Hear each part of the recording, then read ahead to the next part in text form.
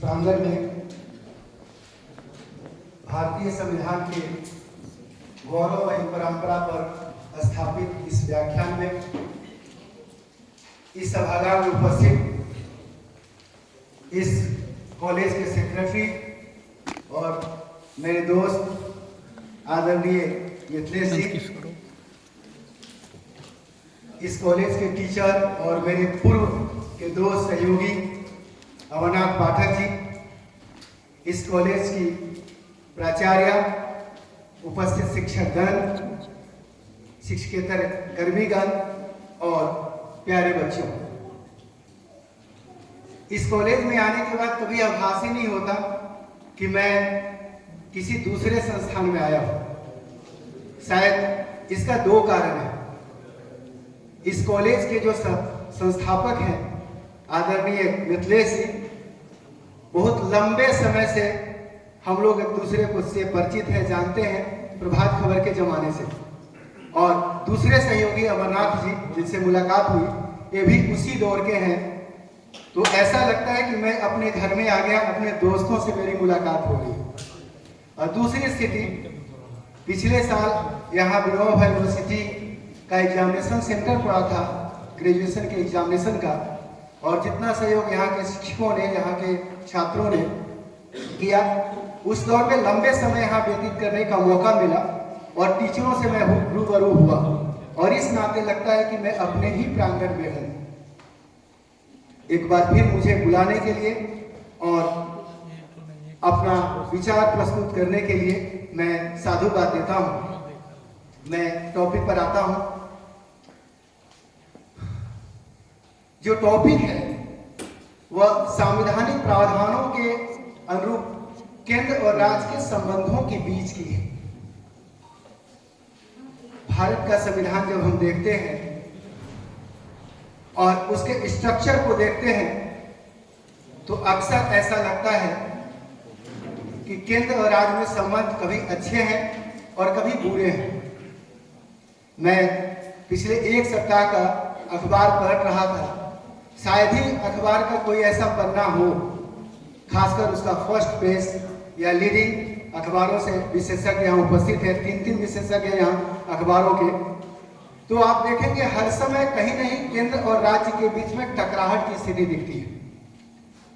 मैं बजट भाषण पर राष्ट्रपति के अभिभाषण का धन्यवाद प्रस्ताव टीवी पर सुन रहा था, जो आपके सामने ही है यहाँ पे, कि कांग्रेस की रेणुका चौधरी और कनी डीएमके की, उसके बाद कर्नाटक की, सारे लोगों ने आरोप लगाया कि केंद्र ने क्या किया, बजट प्रावधानों में राज्यों की अवहेलना की है।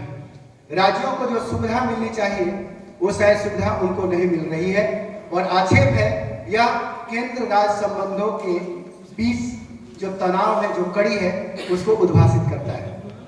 अब कुछ दिन, 2 दिन और पहले हमारे एजुकेशन मिनिस्टर बंगलोर में हायर एजुकेशन के मंत्रियों का एक कनक्लेव आयोजित वहां हो रहा है।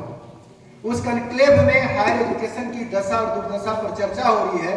उन्होंने साफ उठाया कि जो नीड बेस्ड टीचर का सिलेक्शन किया जा रहा है सैंक्शन पोस्ट के अगेंस्ट में, वह राज्य के हितों की अनदेखी है और जो भारत के संविधान का मूल तत्व है, यानी सहकारी संघवाद जो है, वह उस संघवाद पर प्रहार है। आप देखें कैसे आरोप लग रहा है। आज हमारे राज्य के वित्त मंत्री राधाकृष्ण किशोर केंद्रीय वित्त मंत्री से मिले कल, और उन्होंने बोला कि झारखंड का जो बकाया है ये 1.36 लाख करोड़, उसको जो है वह जल्द से जल्द दिया जाए, क्योंकि झारखंड उससे अपना विकास करना चाह रहा है। साथियों, अगर आप पिछले 1 साल के वक्तव्य को देखेंगे तो अक्सर दिखेगा केंद्र और राज्यों के बीच संबंध जो है बहुत उठापटक के रहे। जब लोकसभा का चुनाव हो रहा था, जब एक तरफ इंडी गठबंधन था और दूसरा तरफ एनडीए गठबंधन था, और जब राज्यों की राजनीति का हम लोग विश्लेषण वहां करते हैं तो पाते हैं कि बहुत तनाव है, बहुत ही तनाव है। ईडी का मामला, सीबीआई का मामला को लेकर के जितना बखेड़ा किया गया, दोनों केंद्रीय एजेंसियां हैं, और भारत के संवैधानिक प्रावधानों के अनुरूप उनकी स्थापना की गई है। उसके बाद संघ लोक सेवा आयोग को देखिए, उसको लेकर के तनाव, केंद्रीय अर्धसैनिक बलों की जो तैनाती है बंगाल में की गई, ममता गवर्नमेंट की जो स्थितियां चल रही थी उसको लेकर के, वो अभी संवैधानिक प्रावधानों के ही अनुकूल है। तो अक्सर आप देखेंगे, अगर केंद्र के विपरीत अगर दूसरी पार्टी की सरकार है, राजनीतिक प्रतिबद्धता कहीं और दिखती है, तो अक्सर तनाव की स्थिति आप देखेंगे दोनों के बीच में दिखती है। और अक्सर यह आरोप लगता है कि केंद्र ने यह नहीं दिया, केंद्र ने वो नहीं दिया।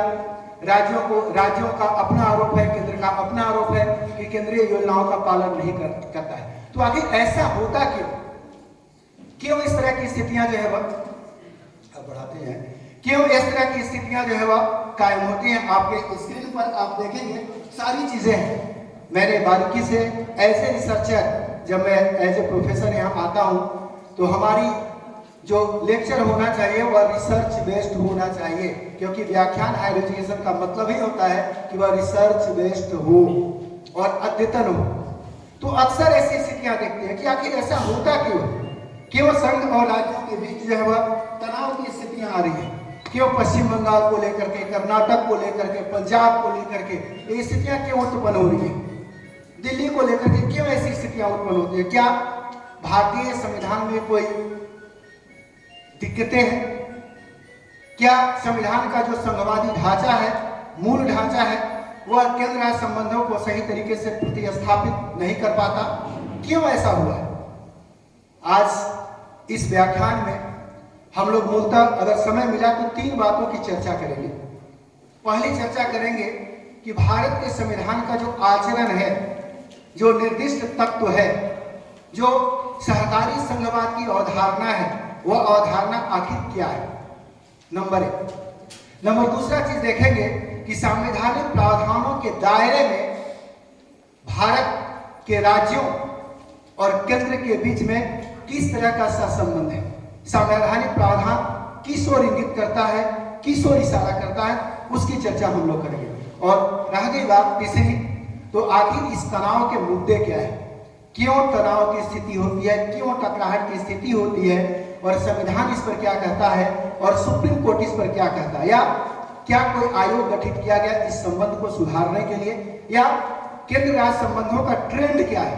भारत की आजादी के बाद से जब 1950 में गणतंत्र लागू किया गया, भारतीय संविधान को अंगीकृत किया गया, उस अंगीकृत वाले समय से लेकर, अर्थात 1950 से लेकर के, और आज हम लोग 2025 के शुरुआत में है, इस बीच किस किस संबंधों की कौन कौन सी परिणति हुई और कैसे ट्रेंड सेट किया, इसकी भी चर्चा हम लोग जो है वह आज के इस व्याख्यान में करने की कोशिश करेंगे।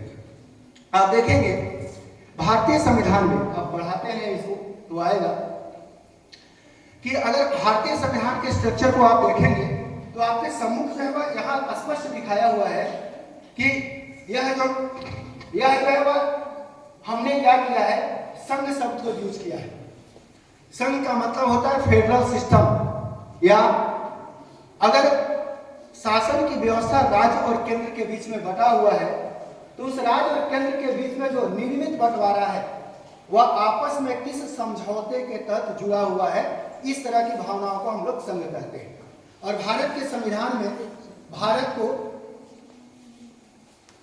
फेडरल नहीं कहा गया है।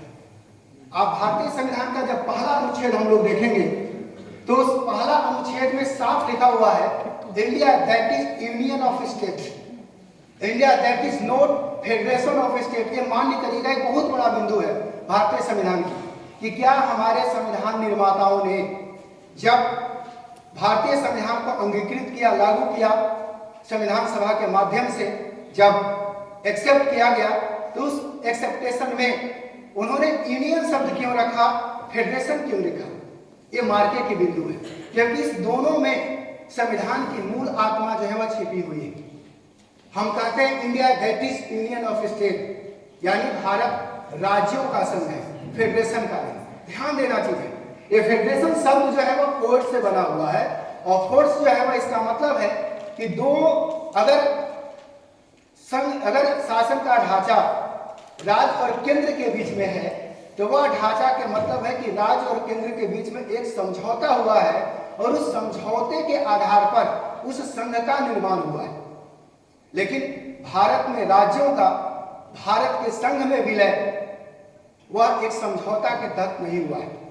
जब कॉन्स्टिट्यूएंट असेंबली का डिबेट चल रहा है और उस डिबेट की जो विभिन्न संस्थाएं स्थापित की गई थी, उन विभिन्न संस्थाओं की अगर हम चर्चा करें तो उस संस्थाओं में जो बातें उभर करके आई हैं उसका आप उदाहरण देख सकते हैं और बाद में कई किताबों में भी शामिल किया गया।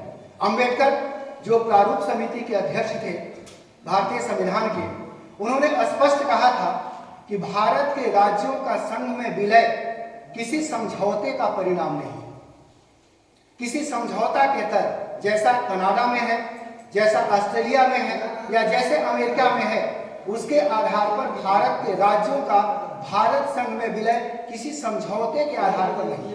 तो किस आधार पर है? तो यह परिस्थितियों के आधार पर है और परिस्थितियों के आधार पर संघ को, राज्यों को भारत संघ से अलग होने की किसी भी प्रकार की आजादी नहीं है। यानी भारतीय संघ का निर्माण किसी समझौते के तहत नहीं हुआ है, बल्कि एक अनिवार्य आवश्यकता के तहत हुआ है। उसी अनिवार्य आवश्यकता के तहत Bharat, India that is union of state या भारत राज्यों का समूह है, ऐसा या फेडरेशन शब्द का चुनाव जो है वह नहीं किया गया। मतलब हम फेडरल स्टेट हैं जरूर, लेकिन हमारे राज्य जो है वह फेडरल सिस्टम के माध्यम से भारतीय संविधान के अंग नहीं है, भारत के अंग नहीं है, यानी आवश्यकता के आधार पर अंग है। प्रश्न ये उठता है कि यह आवश्यकता जरूरत क्यों पड़ी? हमारे संविधान निर्माताओं ने फेडरल शब्द को चुना क्यों नहीं, क्यों यूनियन शब्द को चुना? तो आप देखेंगे भारत की परिस्थितियों का अध्ययन करें।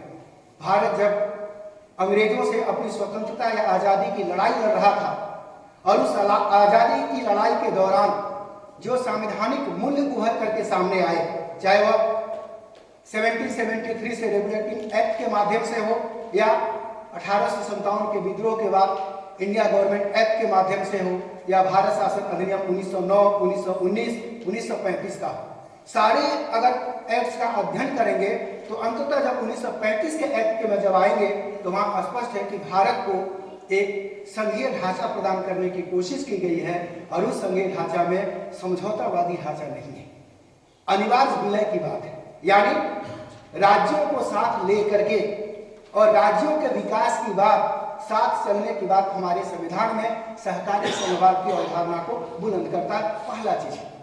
दूसरी स्थितियां आती हैं कि भारत जब संघर्ष कर रहा था अपनी आजादी के लिए, तो भारत में लगभग 550 से अधिक देशी रियासतें थी और सारे रियासतों की, मैक्सिमम रियासतों का जो मत था कि हम अपनी स्वतंत्र सत्ता कायम करेंगे, भारत संघ में विलय नहीं करेंगे। आप कल्पना कर लीजिए कि भारत में अगर फेडरल सिस्टम अपनाया होता तो भारतीय रियासतों को स्वतंत्र होने की गुंजाइश थी और वह स्वतंत्र होते तो क्या अखंड भारत बन सकता था? शायद नहीं, क्योंकि 562 स्टेट थे और हम लोगों ने बाकायदे एक स्टेट के लिए दो युद्ध लड़ा, एक छद्म युद्ध और दूसरा प्रत्यक्ष युद्ध। कश्मीर भारत संघ में विलय नहीं चाहता था, उसको लेकर के पाकिस्तान के साथ 1948 की लड़ाई हुई। हैदराबाद का रियासत भारत के साथ नहीं विलय करना चाहता था, उसके तहत अप्रत्यक्ष तरीके से ऑपरेशन पोलो चलाया गया और उस ऑपरेशन पोलो के माध्यम से हैदराबाद संघ का विलय किया गया। और जूनागढ़ को कैसे विलय किया गया? तो जनमत संग्रह के आधार पर जूनागढ़ का विलय किया गया। यानी भारतीय परिस्थितियां ऐसी थी कि हम सहकारी संघवाद के माध्यम से फेडरल सिस्टम नहीं कर सकते थे, यूनियन सिस्टम कायम कर सकते थे। और तीसरी जो भारत की गतिविधियां थी, भारत का जो विरासत है, भारत का जो सांस्कृतिक मूल्य है, के मुंशी जो संविधान सभा के मेंबर थे, जब उनसे पूछा गया कि आप क्या चाहते हैं, फेडरल सिस्टम लागू किया जाए या यूनियन सिस्टम लागू किया जाए, तो उन्होंने कहा था कि भारत में जब जब केंद्र कमजोर हुआ है, भारत विदेशी आक्रमण का शिकार रहा है और भारत का अतीत दुखद स्थिति से गुजरा है। हम लोग सारे जानते हैं सिकंदर का आक्रमण जब भारत पर हुआ तो उस समय भारत में केंद्रीकृत शक्ति थी नंदों की। सिकंदर की हिम्मत नहीं हुई कि भारत के आंतरिक भाग में आकर के आक्रमण करे और लौट चला।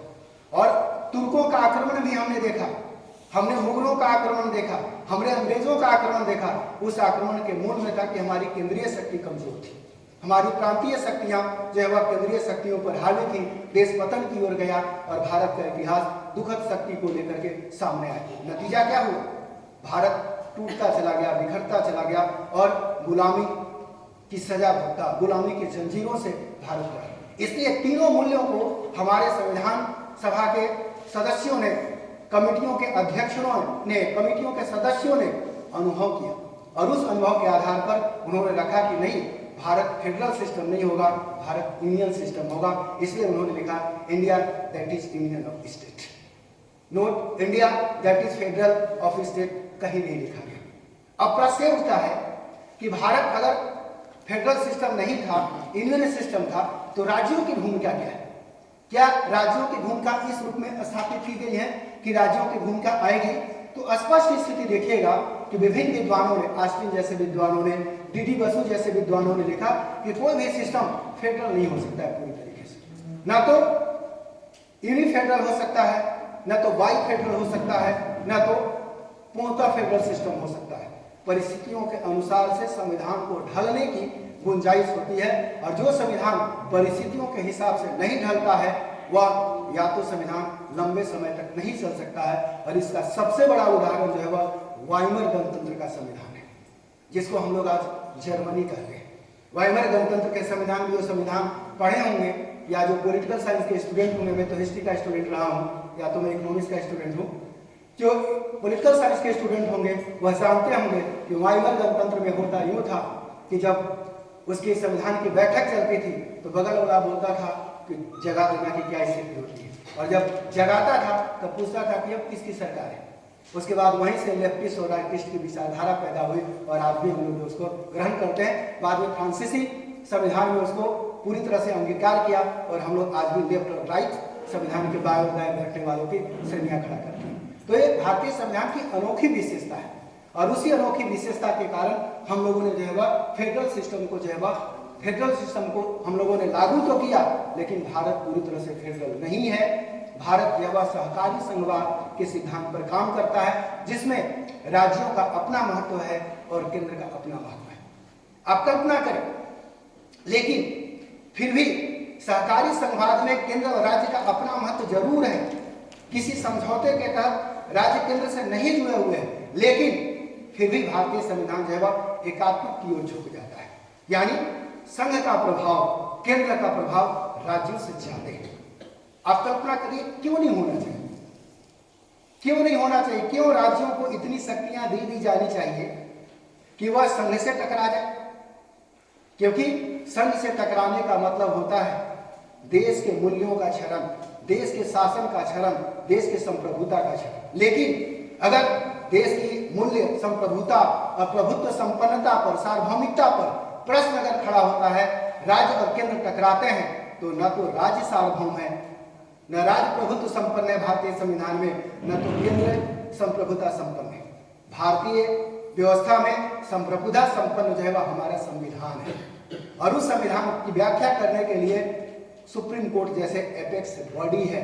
और अगर केंद्र उस संवैधानिक प्रावधानों के विपरीत अगर आचरण करता है तो डंडा लेकर के सुप्रीम कोर्ट खड़ा हो जाता है और बोलता है कि आप इसमें संशोधन नहीं कर सकते हैं, आपने संवैधानिक प्रावधानों का उल्लंघन किया है, इसलिए आपकी आदेश, आपका निर्देश जो है वह अमान्य घोषित किया जाता है। एक अनोखी विशेषता है। और दूसरी स्थिति में अगर राज्य अगर उस प्रावधानों का उल्लंघन करता है तो वहां भी संविधान खड़ा हो सकता है और वहां भी संविधान कई मौके पर खड़ा हुआ है, जिसका चरम उदाहरण हम लोग देख सकते हैं आपातकाल की स्थिति। 1942 में संविधान संशोधन जब किया गया तो उसके कई प्रावधानों का सुप्रीम कोर्ट के आधार पर निरस्त किया गया और बाद में 44वां संविधान संशोधन लागू किया। कई राज्यों में राष्ट्रपति शासन लागू किया गया तो राष्ट्रपति शासन को जो है वह घोषित किया गया कि वह संवैधानिक प्रावधानों के अनुकूल नहीं, लेकिन फिर भी यह टकराव की स्थिति जो है वह अक्सर जो है वह आती है। क्लियर है? अब उसके बाद देखिए, अगर हम भारतीय संविधान की चर्चा करें यहाँ पे तो हमारी सहकारी संविधान की कई सारी चुनौतियां भी हैं। हम साथ चलते हैं, सहकारी का मतलब होता है कि केंद्र और राज्य का साथ साथ चलना, लेकिन क्या हम साथ साथ चल पाते हैं? शायद नहीं। अगर साथ साथ चलते तो जो मैं अपने व्याख्यान के शुरू में बोल रहा था केंद्र राज्यों के बीच में जो टकराव है वह टकराव क्यों होता? क्यों राधा कृष्ण किशोर को निर्मला सीतारमण से मिलने की जरूरत पड़ती? क्यों सुदीप कुमार जो है वह बंगलोर के कॉन्क्लेव में सहकारी संघवाद पर राज्यों की भूमिका को गौण करने का आरोप लगाते? क्यों नरेंद्र मोदी की सरकार राज्यों पर जो गैर भाजपा शासित राज्य है उस पर आरोप लगा दी कि केंद्र की योजनाओं को लागू करवाने में राज्य सरकार सक्रिय भूमिका नहीं निभा पा रही? क्यों हमारे मुख्यमंत्री, क्यों ममता बनर्जी, क्यों केजरीवाल किस तरह की बातों को करते हैं? शायद इसलिए कर रहे हैं कि कहीं न कहीं दोनों के बीच में तनावपूर्ण संबंध है और सहकारी संबंध या केंद्र राज्यों का संबंध जो है वह कहीं न कहीं टकरा रहा है। आप देखेंगे क्यों है ऐसा? इसलिए क्योंकि सत्ता का केंद्रीकरण हो चुका है। सेंट्रलाइजेशन अगर पावर का होगा, हमारे संविधान में पावर का सेंट्रलाइजेशन जो है वह न के बराबर है। संघ का अपना दायित्व है, राज्यों का अपना दायित्व है। जहां टकराव की स्थिति होती है वहां या तो संवैधानिक प्रावधानों के अनुसार सुप्रीम कोर्ट व्याख्या करता है या तो फिर भारतीय संसद उसकी व्याख्या करती है। तो यह सत्ता का जो केंद्रीकरण होता है, केंद्र सरकार द्वारा राज्यों पर अपनी शक्तियों का जो अतिक्रमण होता है, उस अतिक्रमण के कारण सहकारी संघवाद को चुनौतियां मिलती हैं और उससे केंद्र राज्य का संबंध जो है वह प्रभावित होता है। उसके बाद क्या होती है? अनुच्छेद 356 यानी जब राष्ट्रपति शासन लागू होता है राज्यों में, लंबे प्रावधान रहा है। जब हम ट्रेंड चलेंगे तो देखेंगे कि 1966 के बाद से कैसे राष्ट्रपति शासन राज्यों में लागू किया गया और केंद्र अपने शक्तिशालीपन का एहसास कैसे राज्यों को कराया। ये चीजें हैं सामने राष्ट्रपति शासन के माध्यम से यहां देखती है। तीसरी स्थिति है कि केंद्र राज्यों के बीच जो आर्थिक संसाधन है, जो राजस्व है, उस राजस्व का असमान वितरण होता है। मतलब अगर मेरा अपना पुत्र, आज एक ट्रेंड चला हुआ है पिछले 2 सालों से, मैं देख रहा हूं 3 सालों से, एक राजनीतिक गलियारे में या सत्ता के गलियारे में या संवैधानिक हलचलों में डबल इंजन की सरकार का कंसेप्ट कहीं नहीं था। ये डबल इंजन की सरकार आप लोग अक्सर सुन रहे होंगे, हमारे सांसद विधायक भी बोलते हैं, मंत्री भी बोलते हैं। मैं मानता हूं, पर्सनल मेरी अपनी राय हो सकती है, इस तरह की बात ही करना व्यर्थ है, क्योंकि जैसे ही सरकार बनती है उसके लिए राज्य हो जाता है, पार्टी पॉलिटिक्स उसके सामने नहीं होती है, क्योंकि देश का संवैधानिक प्रमुख, कार्यपालिका का प्रमुख, वह किसी पार्टी के आईने में अपनी चेहरा नहीं देख सकता है। उसका एकमात्र आईना जो है वह देश होता है और देश के आईने से ही उसको झांकना होता है। और जब देश की आईना से देखेगा तो चाहे किसी भी पार्टी की सरकार हो, उसके लिए बराबर जो है वह बराबर है उसके लिए, लेकिन शायद नहीं हो पाता। तो इस तरह से डबल इंजन की जो सरकार होती है वो अवधारणा के चलते संसाधनों का असमान वितरण होता है। मतलब जो अपने राज्य होंगे या अपने समर्थक राज्य होंगे, जहां चुनाव की गतिविधियां होंगी, उनको ज्यादा संसाधन दिया जाएगा। जैसे वर्तमान बजट में आरोप लगाया गया कि बिहार के लिए झोली खोल दी गई। क्यों? क्योंकि अगला साल बिहार में चुनाव है। उसके बाद दिल्ली के लिए झोली खोल दी गई क्योंकि दिल्ली में चुनाव होना था, अफसर रिजल्ट आने वाला है, पता नहीं क्या स्थिति हो रही होगी। उसके बाद वस्तु कर जीएसटी जब लागू किया गया, हम लोग सारे जानते हैं कि जीएसटी में केंद्रीय दर अलग है, राज्यों का दर जो अलग है, लेकिन जीएसटी का बंटवारा जो है सही तरीके से नहीं हो पाता है। इसको लेकर के अक्सर केंद्र राज्य टकराते थे। आगे चल करके हम देखेंगे इस पूरे मामले को। उसके बाद राजकोषीय जो स्वायत्तता होता है, जो राज्यों को स्वायत्तता मिलनी चाहिए थी, वो शायद स्वायत्तता जो है वो नहीं मिल पाती है, जिसके चलते स्थिति आती है। अगला नीति आयोग का जो एजेंडा है, नीति आयोग का डिटेल हम लोग आगे चलेंगे।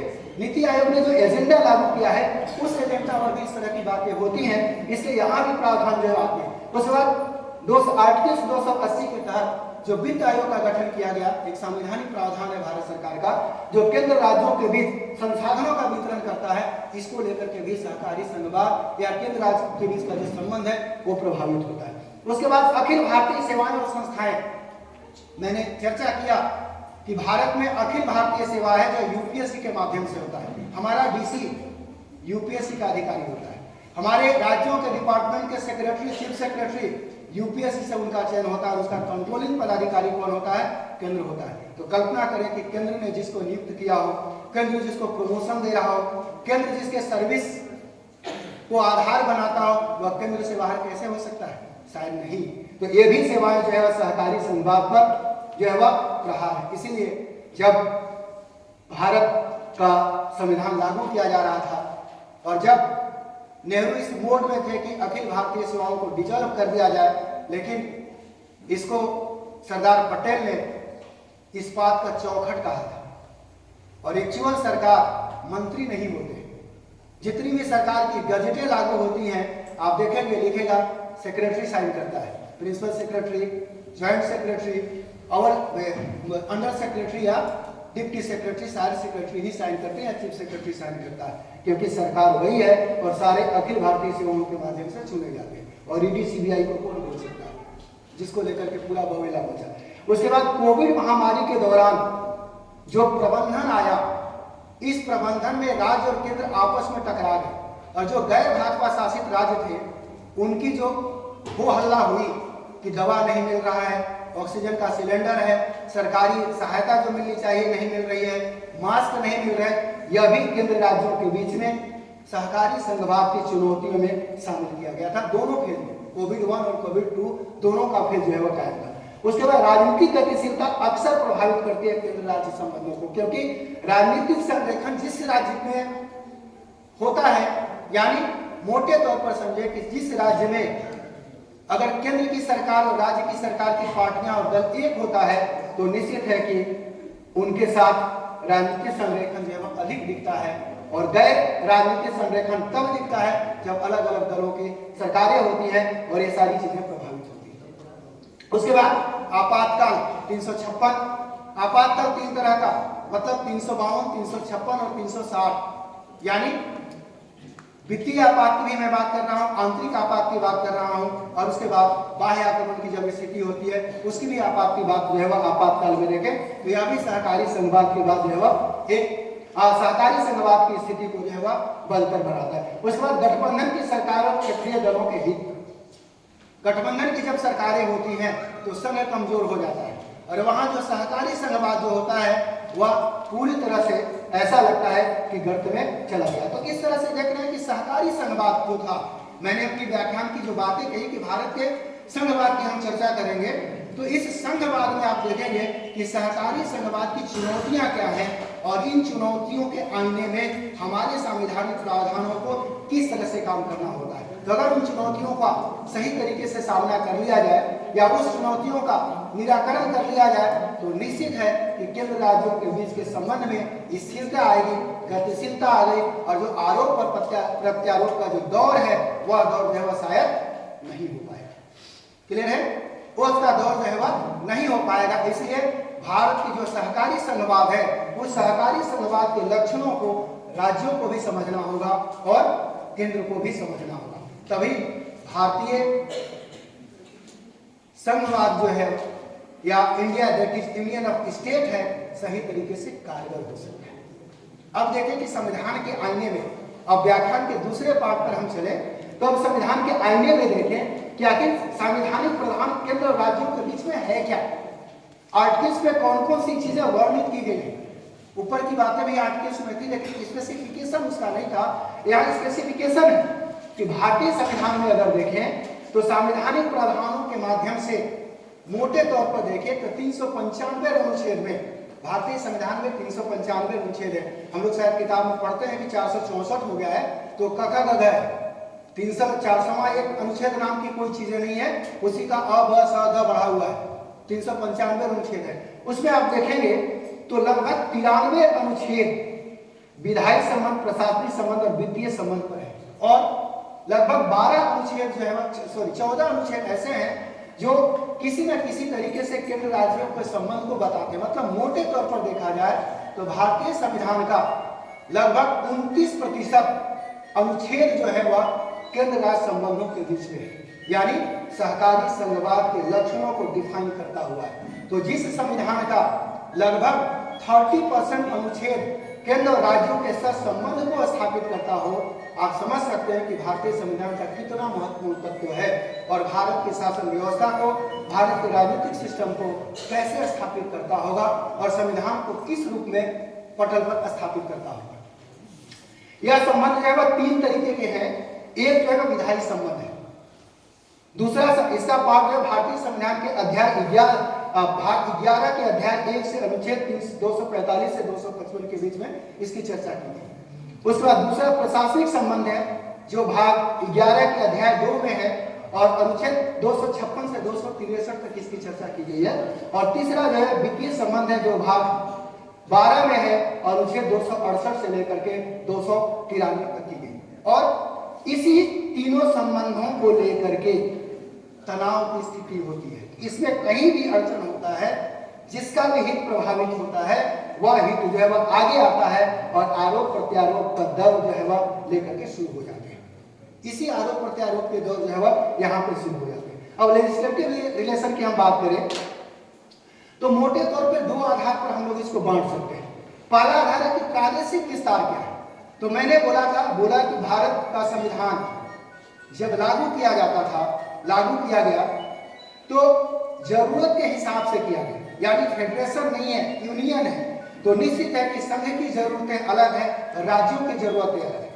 संघ का क्षेत्र बड़ा है, राज्यों का क्षेत्र जो है वह कम है। तो ऐसी स्थिति में संघ को वरीयता दिया गया, और संघ को जब वरीयता दिया जाता है तो ऐसा लगता है कि भारत का संविधान जो है वह एकात्मक स्वरूप में आ जाता है, यानी संघ शक्तिशाली है, यानी संघवाद नहीं है, सहकारी संघवाद नहीं है, बल्कि एकात्मकता के लक्षण जो है वह यहाँ पे दिख जाते हैं कि केंद्र ही सर्वे सर्वा है और राज्य जो है उसके अंडर में काम करने वाली एजेंसियां हैं। तो ऐसे अर्थों में अगर देखें तो ऐसे अर्थों में कि संघ जो कानून बनाता है, यानी भारत सरकार जो कानून बनाती है, भारत की जो लेजिस्लेटिव यानी संसद कानून बनाती है, वह कानून जो है वह पूरे भारत पर लागू होता है। दूसरी स्थितियां होती है कि, लेकिन ध्यान देना कि मैंने बताया कि जरूरत अपनी अपनी है, लेकिन क्या संघ के सारे कानून भारत के राज्य क्षेत्र पर लागू होते हैं? शायद नहीं, क्योंकि दो चीजें बहुत महत्वपूर्ण है और संयोग से हमारा झारखंड भी इसमें एक आता है। अगर हम संविधान की 5वीं अनुसूची की बात करें तो संविधान में दो अनुसूचियां ऐसी हैं, 5वीं और 6वीं अनुसूचियां। 5वीं अनुसूची का प्रावधान जो है वह बताया गया कि जिस राज्य की ट्राइबल आबादी, जनजातीय आबादी 50% से अधिक हो, उसके लिए ट्राइबल एडवाइजरी कमेटी होती है या जनजातीय परिषद का गठन किया जाता है, और उसके लिए 5वीं अनुसूची में प्रावधान किया गया। और जिस राज्य की आबादी कम होती है वहां जो ट्राइबल एडवाइजरी कमेटी गठित की जाती है। हमारा झारखंड जो है वह 5वीं अनुसूची में शामिल है। तो इसीलिए केंद्र के प्रावधान जो है वह कुछ केंद्र शासित प्रदेशों में लागू नहीं होते, मतलब अंडमान निकोबार द्वीप समूह, लक्षद्वीप, दादर नगर हवेली, गोवा, दमन दीव, लद्दाख में लागू नहीं होते। क्यों? क्योंकि इसका काम जो होगा, वहां का जो राज्यपाल होता है, वह राज्यपाल जो है कई बातों को अपने अंदर अवशोषित कर लेता है और ट्राइबल एडवाइजरी कमेटी के माध्यम से या जनजातीय परिषद के माध्यम से वह काम करता है। इसीलिए यहाँ जो है वह राष्ट्रपति के नियम या भारत संसद के नियम जो है वह लागू नहीं होते, यानी राज्यों की अपनी जरूरत है। हम अनुसूचित क्षेत्रों में पेशा को लेकर के अखबार के दोस्तों 3 बैठे हुए आगे, पेशा को लेकर के अक्सर झारखंड में विवाद होता है। पेशा कानून में संशोधन की मांग होती है। आप जब जमीन की रजिस्ट्री कराने जाते हैं तो पता चलता है कि देखते हैं कि अनुसूचित क्षेत्रों में है कि नहीं, शेड्यूल्ड एरिया में है कि नहीं। आप देखते हैं वह शेड्यूल्ड एरिया के प्रावधान अलग होते हैं, लेकिन इतना बेहतरीन स्ट्रक्चर खड़ा किया गया है कि ट्राइबल एडवाइजरी कमेटी के माध्यम से वह प्रावधान राज्यपाल के पास आता है और राज्यपाल वह प्रावधान को राष्ट्रपति के पास भेज देता है। अभी सीएनटी एक्ट में संशोधन की बात थी, कई प्रावधान को हटाने की बात थी, अभी कुछ विवाद भी चल रहा है, मुख्यमंत्री आरोप लगा रहे हैं। यह सेंट्रल स्टेट रिलेशन का जीता जागता नमूना है और यह बताता है कि अपनी जरूरतों के हिसाब से सहकारी संघवाद की रचना या सहकारी संघवाद को जो है वह स्थापित किया गया है। इसीलिए आप देखेंगे कई प्रावधान जो है वह केंद्र के पूरे राज्य क्षेत्र में भारत भर में लागू होते हैं, लेकिन कई प्रावधान जो है वह भारत भर में लागू नहीं हो सकते हैं। 2019 से पहले केंद्र के प्रावधान जम्मू कश्मीर पर भी लागू नहीं होते, लेकिन जब आर्टिकल 370 हटाया गया तो केंद्र के प्रावधान जो है वह जम्मू कश्मीर पर लागू होते हैं और भारतीय संविधान के दायरे में या केंद्र के दायरे में पूरी तरीके से आ चुका है।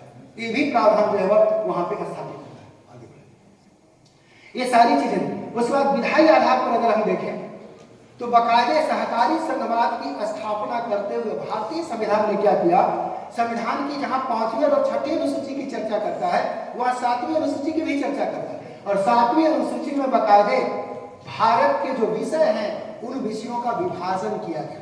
आप कल्पना करें कि भारतीय संविधान निर्माताओं के समक्ष कितनी बड़ी संकट होगी विषयों के चयन को लेकर के कि कौन सा विषय संघ सूची में रखा जाए, पहले तो विषय को चुनना, उसके बाद फिर विषयों का विभाजन करना और विभाजन के बाद उनकी शक्तियां संबंधित सरकारों को देना। कितनी बड़ी चुनौतियां रहेंगे। भारतीय संविधान की अद्भुत विशेषता है कि संघों में आपस में टकराव नहीं हो, विषयों को लेकर के आपस में राज्य संघों के बीच टकराव नहीं हो और उनके रिलेशन संवैधानिक प्रावधानों के अनुकूल हो। उस अनुकूलता के सिद्धांत का पालन करते हुए ये स्थितियां जो है लागू किया गया और 3 सूचियां बनाई गई, संघ सूची, राज्य सूची और समवर्ती सूची। इसमें 97 विषय शामिल किए गए जो राष्ट्रीय महत्व के। उसके बाद राज्य सूची में राज्य महत्व के चीजें 61 विषय को शामिल किया गया। उसके बाद समवर्ती सूची में 52 विषयों को शामिल किया। लेकिन जब 42वां संविधान संशोधन आया तो उस 42वां संविधान संशोधन के माध्यम से समवर्ती सूची के 5 विषय जो है वह लागू कर दिए। किसमें? राज्य समवर्ती सूची के विषयों को शामिल करके राज्य सूची में शामिल कर दिया गया। इससे राज्य सूची के विषयों की संख्या जो है 66 हो गई। आप देखेंगे, आप लोग हम लोग सारे शिक्षा वर्ग के हैं, सोचते हैं कि ये सर्व शिक्षा अभियान में केंद्र भी पैसा देता है, राज्य भी पैसा देता है, कैसे दे सकता है? आप लोग टीचर बन करके जाएंगे स्कूलों में, तो जब सर्व शिक्षा अभियान होगा तो कैसे लागू किया गया था परसेंटेज के माध्यम, आखिर कैसे हो सकता है केंद्र भी पैसा दे रहा है? क्योंकि वह विषय समवर्ती सूची में शामिल कर दिया गया। उसके बाद वन का देखते हैं, अभी नेशनल हाईवे का विस्तार हो रहा है, राज्यों से भी क्लियरेंस की जरूरत होती है और केंद्र से भी क्लियरेंस की जरूरत होती है। क्यों? क्योंकि तब यह समवर्ती सूची के विषय में शामिल था। अब राज्य को किया गया ताकि नियमों में ढील दिया जा सके। तो कई ऐसे प्रावधान जो है वह किया, जैसे वन्य जीवों का संरक्षण अभयारण्य है, खासकर आप देखते होंगे हजारीबाग में भी अभयारण्य है, इसका संचलन दोनों तरीके से होता है, केंद्र राज्यों के माध्यम से होता है। तो स्पष्ट विधायी विषयों का बंटवारा संविधान की 7वीं अनुसूची के माध्यम से किया गया। लेकिन अब आप ध्यान दें, कुछ ऐसे विषय हैं, क्योंकि जब संविधान लागू किया गया तब 1950 था, आज हम लोग 2025 में खड़े हैं, 75 साल हो चुके हैं। शायद इसी उपलक्ष्य में हम लोग संविधान की विशेषता, संविधान की अलग अलग बारीकियों के माध्यम से विशेषता को प्रकट कर रहे हैं। तो आखिर परिस्थितियां तो बदलेंगी ना, तो जब परिस्थितियां बदलेंगी तो अवशिष्ट शक्तियां भी तो केंद्रित होंगी। तब जीएसटी का कंसेप्ट नहीं था, आज जीएसटी का कंसेप्ट, तब कोविड जैसे महामारी नहीं आई थी, सुनामी जैसे आफत नहीं आई। अब जो है वह ग्रीन फील्ड की बात हो रही है, ग्रीन रिवोल्यूशन की बात हो रही है। आखिर नए नए विषयों को शामिल किया जाएगा तो ऐसी अवशिष्ट शक्तियां होंगी तो उसको कौन देखेगा? जो तीनों सूचियों में शामिल नहीं होंगे। तो उसके लिए हमारे संविधान में रिन्यूअल सब्जेक्ट्स डालेंगे और इसके तहत अवशिष्ट शक्तियां बताएंगे और ऐसी अवशिष्ट शक्तियां जो है वह जो तीनों सूचियों में शामिल नहीं होंगे उनको जो है वह अवशिष्ट शक्तियां की गई और ये पूरा का पूरा दायित्व जो है वह केंद्र को दिया गया कि अवशिष्ट शक्तियों पर कानून बनाने का अधिकार जो है वह हमारे केंद्र सरकार को होगा। आप सोचिए कितना सुंदर केंद्र और राज्यों के बीच में विषयों का बंटवारा यहाँ किया गया कि अवशिष्ट शक्तियां किसके पास हो सकती है? केंद्र के पास। केंद्र जो है वह अवशिष्ट शक्तियों के माध्यम से जो है वह कानून बना सकता है।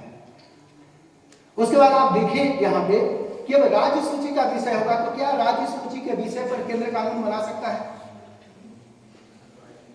क्या ऐसी परिस्थिति आ सकती है कि केंद्र सुपरमेसी दिखाए? यहाँ एकात्मकता का लक्षण आ जाएगा, यहाँ सहकारी संघवाद है। क्योंकि मैंने शुरू में ही बताया कि भारतीय संविधान जरूरत के हिसाब से बनाया गया, किसी की नकल नहीं है। हम लोग पढ़ते हैं कि भारतीय संविधान अमेरिका से ले लिया गया, ब्रिटेन से ले लिया, कनाडा से ले लिया गया, ऑस्ट्रेलिया से ले लिया गया, जर्मनी से ले लिया गया। हम लोग आंख बंद करके पढ़ लेते हैं। अगर भारतीय संविधान का मूल तत्वों को देखेंगे तो भारतीय संविधान किसी भी संविधान की नकल नहीं है और कोई भी देश का संविधान किसी संविधान का नकल हो ही नहीं सकता है। परिस्थितियां उसमें होगी और भारतीय संविधान के निर्माण में ही परिस्थितियां हैं। इसीलिए आप देखेंगे कि परिस्थितियों के हिसाब से कहा गया कि अगर राज्य सूची का विषय जिस पर राज्य को कानून बनाने का अधिकार है, अगर राज्यसभा उपस्थित सदस्यों के माध्यम से 2/3 बहुमत से अगर प्रस्ताव पारित कर देता है तो कोई भी केंद्र सरकार राज्य सूची के विषय पर कानून बना सकती है। यानी राज्य सूची के विषय पर भी केंद्र को कानून बनाने का अधिकार जो है वह दिया गया। आगे करें आप। उसके बाद आपातकाल जब लागू होता है तो खुद हम जानते हैं राज्य सूची की विषयां सस्पेंडेड हो जाती हैं। झारखंड में खुद राष्ट्रपति शासन देखा हुआ है और किस तरह से एडवाइजरी कमेटी के माध्यम से गवर्नर राज्य को संचालित करता है और गवर्नर चूंकि राष्ट्रपति का एजेंट होता है या राष्ट्रपति के प्रसाद पर्यंत ही अपने पद पर बना रह सकता है। केंद्रीय मंत्रिमंडल के सुझाव पर राष्ट्रपति उसकी नियुक्ति करता है। तो ऐसी स्थिति में आपातकाल की जब स्थितियां होती हैं तो राज्य सूची का विषय जो है खत्म हो जाता है। उसी तरह से 2 या 2 से अधिक राज्य संसद से राज्य सूची के विषयों पर कानून बनाने का अनुरोध कर सकते हैं। यानी फ्लेक्सिबिलिटी है कि राज्य सूची में शामिल जो विषय है उस राज्य सूची के विषय पर भी केंद्र चाहे तो कानून बना सकता है। वह राष्ट्रीय महत्व के हों, राज्य की गतिविधियों को प्रभावित कर सकते हों, दो या दो से अधिक राज्यों के बीच के सहसंबंध को बात कर रहे हों, राष्ट्रपति शासन की स्थिति हो या राज्यसभा जो अपनी गतिविधियों को स्थापित कर दे, तब जो है वह किया जा सकता है। आगे चले तो ऐसी कई स्थितियां। अब हम आते हैं प्रशासनिक संबंधों।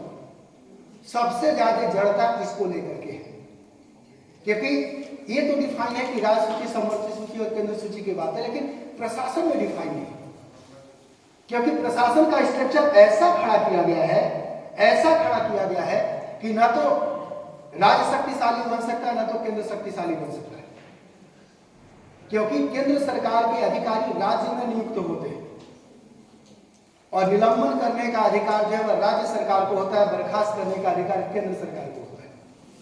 अगर केंद्रीय अधिकारी को राज्य बता दे कि हम उनकी सेवा ही नहीं लेंगे तो अभी बंगाल में एक विवाद है, दो विवाद का मैं उदाहरण दूंगा फिर मैं चल रहा हूं। बंगाल सरकार ने एक प्रस्ताव पारित किया, बोला कि जितने भी स्टेट यूनिवर्सिटीज हैं उस स्टेट यूनिवर्सिटी का चांसलर जो है वह गवर्नर नहीं होगा, उसका चांसलर जो होगा वो मुख्यमंत्री। मामला गया केंद्र में तूल पकड़ा, राज्य ने अपना तर्क दिया, केंद्र ने अपना तर्क दिया। बंगाल के में आज भी जो है वह कुलाधिपति जो है वह कई स्टेट यूनिवर्सिटी का मुख्यमंत्री है। क्लियर। दूसरी स्थितियां हैं, केंद्रीय एजेंसियां क्या करती हैं, राज्य सरकार में आकर के सीबीआई ईडी की जांच कर लेती है, राज्य सरकार के किसी अधिकारी को लेकर के चली जाती है। राज्य सरकार ने बंगाल में प्रस्ताव पारित किया, झारखंड में भी प्रस्ताव पारित किया है कि कोई भी केंद्रीय एजेंसियां राज्य सरकार के जो प्रशासनिक अधिकारी होंगे कार्मिक विभाग की अनुमति के बिना उनके खिलाफ किसी भी प्रकार की जांच नहीं कर सकती है। ये क्या है, यानी जो क्षेत्र विस्तार की बात होती है, जो एडमिनिस्ट्रेटिव रिलेशन है, उस एडमिनिस्ट्रेटिव रिलेशन पर राज्य और केंद्र के बीच में जो टकराव की स्थितियां हैं, इस टकराव की स्थितियों से बचने के लिए दोनों जगह प्रावधान किया गया। नतीजा क्या हुआ, ईडी की गतिविधियों पर थोड़ा नियंत्रण लगा और उसके बाद सीबीआई की जो छापे थे उस पर थोड़ा सा नियंत्रण लगा। आप देखे होंगे कि पिछले 2 साल पहले जितनी छापेमारी हो रही थी 2 साल के बाद नहीं होती, लेकिन आमतौर पे हम लोग समझते हैं कि पॉलिटिकल मामला था, इसके चलते ऐसा किया जा रहा था और ये जो है केंद्र के दखलंदाजी के बाद या सुप्रीम कोर्ट के दखलंदाजी के बाद यह मामला जो है सामने, जबकि ये स्थिति नहीं थी। मामला जो है केंद्र राज्यों के बीच जो संवैधानिक जो प्रशासनिक प्रावधान है, जो रिलेशन है, उसके माध्यम से जो है इस तरह की स्थिति जो है की जाती है। एक और चीज है, एक और बड़ी मार्के की चीज है कि राज्य सरकार चाहे तो अखिल भारतीय सेवा के किसी भी केंद्रीय अधिकारी को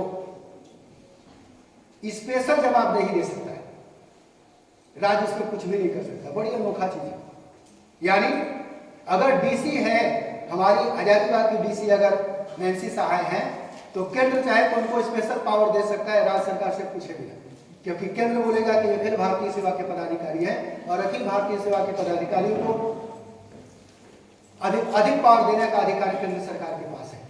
और इसी क्रम में जब चुनाव होता है तो डीसी क्या बन जाता है, निर्वाचन पदाधिकारी, जिला निर्वाचन पदाधिकारी, और राज्य सरकार का कोई भी काम जो है उस पर काम नहीं करता। केंद्रीय सरकार जो है उस पर हावी हो जाती है, उसका पावर जो है वह उठ करके निर्वाचन पदाधिकारी के रूप में हो जाता है, डीसी के रूप में नहीं होता, क्योंकि संविधानिक विधायी जो प्रावधान किया गया भारत संविधान के माध्यम से, जो एडमिनिस्ट्रेटिव प्रावधान किए गए, उस एडमिनिस्ट्रेटिव प्रावधान के माध्यम से यह अधिकार जो है बदल गया है।